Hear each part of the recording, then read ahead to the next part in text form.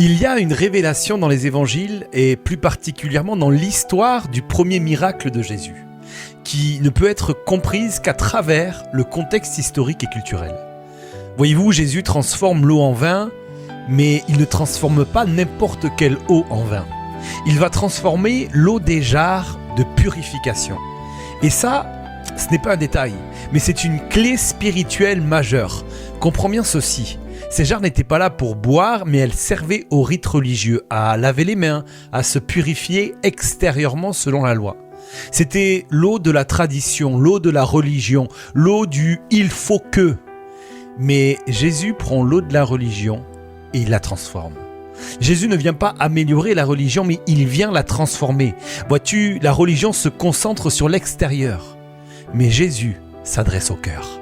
La religion va imposer des règles, mais Jésus va restaurer une relation. La religion va fatiguer l'âme, mais Jésus va redonner la vie. Et comprends bien ceci, voici la clé. La religion peut laver les mains, mais seul Jésus peut renouveler les cœurs.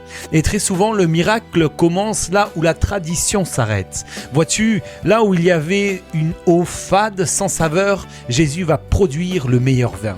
Et Jésus précise quelque chose d'important. Il dit que le meilleur vin arrive à la fin.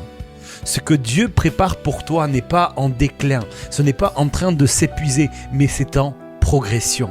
Maintenant, écoute-moi bien. Peut-être que ta foi est devenue mécanique, habituelle, routinière. Tu fais les choses parce qu'il faut, mais sans joie, sans feu, sans saveur.